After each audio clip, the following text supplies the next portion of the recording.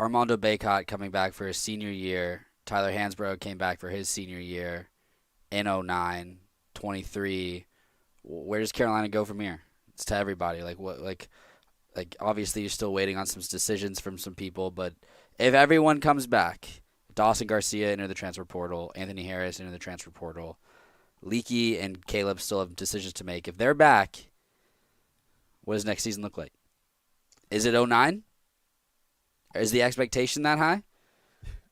What do you think, guys? And let's talk about this Yeah. Armando Bacot coming back, because that video he put out was something else, and he got the juices flowing for the Carolina fan base. So Tate, what are the expectations? Well, that was good PR from Bacot. Bacot is like one of the best branding people that Carolina basketball really has out there, and it seems like Tweeting at transfers.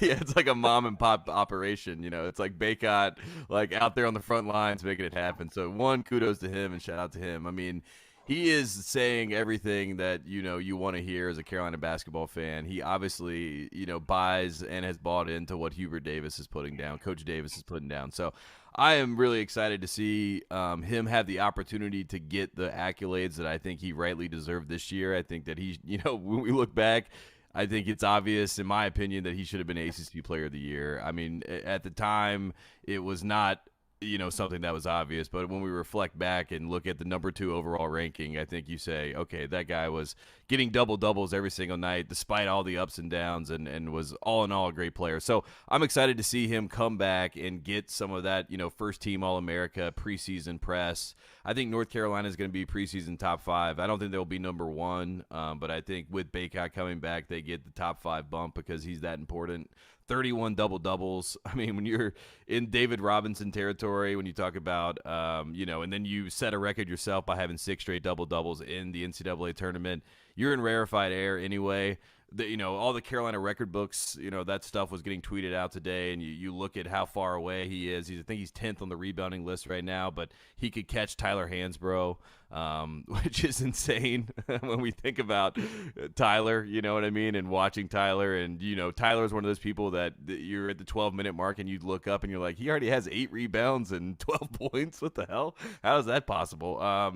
I think Armando has the potential to have that kind of year next year. I don't want to put the pressure of them on an 09 type level. I don't think that Armando's coming off a National Player of the Year like Tyler was in 2008, obviously. So it's not the same level, but I expect Carolina to be in the conversation when people talk about preseason top 5 and potentially preseason number 1 if Caleb comes back and if Leaky comes back.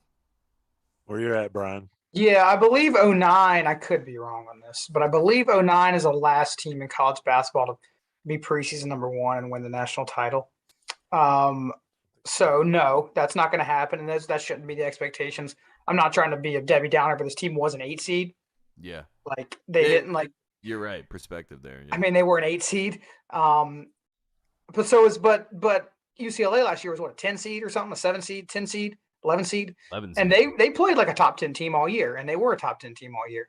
So yes, that can propel you to heights, but I mean, let's be real about what was on that 2019. I mean, Danny Green, Wayne Ellington, Ty Lawson, best point guard in North Carolina history. I agree. I buy that. Tyler Hansbrough, best statistical player in North Carolina history. And so, like, it was different. Ed Davis, first-round pick. Tyler Zeller off the bench, even though he didn't play much, or he got hurt, I think, early in the season versus Kentucky. But the talent in that team is not going to be matched by next year's team. It just won't. And so it's not fair to put those expectations on them. But, I don't think a terrible comparison to 17. 16 was probably a more talented team with Marcus and Bryce. But 17 returned a lot of the key parts. It returned a point guard. That's so big in North Carolina. It's returning your point guard.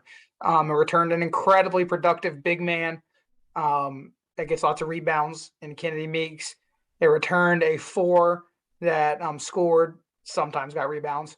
My favorite stat is Isaiah Hicks never had 10 rebounds in a game in his career. But let Kennedy eat, man. Let Kennedy eat. And it returned a couple shooters, So I mean, I think that's a more apt comparison, like a top 5 to 10 team that can maybe get hot and get the right matchups to win the title. But no, 09, no, not fair. 08, 2008 was the best team in the country. They flamed out in the Final Four. It was the best team in the country, and they returned everybody from the best team in the country. Aside from what Brandon Wright, was he still there? Was Brandon Wright 08? So that's not happening this year. But it's the highest expectations UNC should have of a team since 2017 for sure. Let me ask the question about the guy we started with, and that's Bacot. I mean, he's got a funky shot. He probably could retool that and have an actual jumper. But Tate, what's he got to do to improve? I mean, it's tough to improve on 31 double-doubles, but you don't stay the same. You either get better or you get worse. What's he do to get better? Well, I think he's hungry, which is great. I mean, this isn't a Joel Berry, Theo Pinson 2018 season, you know what I mean, where it was almost like they had their own farewell tour, which was fun to watch. But I think Bacot is, I mean, yeah, you said it. I mean, if he can stretch out to, at least the free throw line consistently and maybe, top of the key three, that's something that he can hit if need be. But he doesn't need to focus too much on that. I mean, keep doing what you're doing, which is controlling the glass. And I promise you, at the next level, someone will give you a shot if you can rebound like that. And he has an instinct for it. He has a natural gift for it. He has the tools to do it.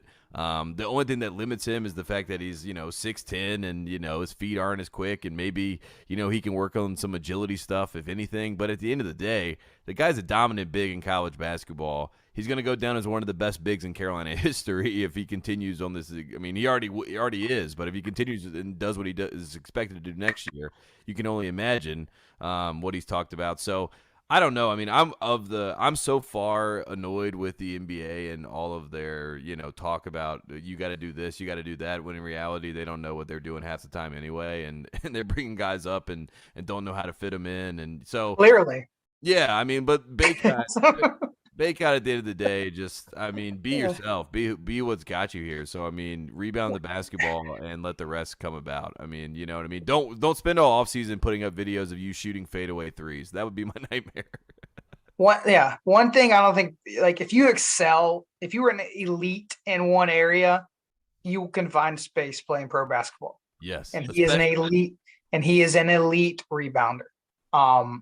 So, I mean, I could see him working his way in the NBA roster one day. But I think give me a little Deion Thompson, little fadeaway 8-foot bank shot, something like that, where he doesn't have to go towards the rim every time. Some sort of put him on the back or like face up, quick little jumper. And when he does take a jumper, it needs to be quicker because that thing took a day and a half to get off. So, quick little jumper off the glass, watch your Tim Duncan tape. I just said Deion Thompson, Tim Duncan, the same sentence. Watch your Deion Thompson and Tim Duncan tape. Get those little short mid-range jumpers off the glass. I think that's something he could work on to sort of free him up a little bit. And fouls. I mean, he especially next year. There's no Manic. Obviously, there's no Garcia. There's not going to be Jalen Washington's working back from injury. He is vital. Because the second biggest player in the team is Puff, Dontrez Styles, outside of Jalen Washington. Well, technically Will Shaver, but he's not ready. Bacot needs to be on the floor. God bless Will Shaver. Yeah, so he can't foul against the good teams. So might need to take a couple defensive plays off. But yeah, just a short little jumper and he'll be just fine.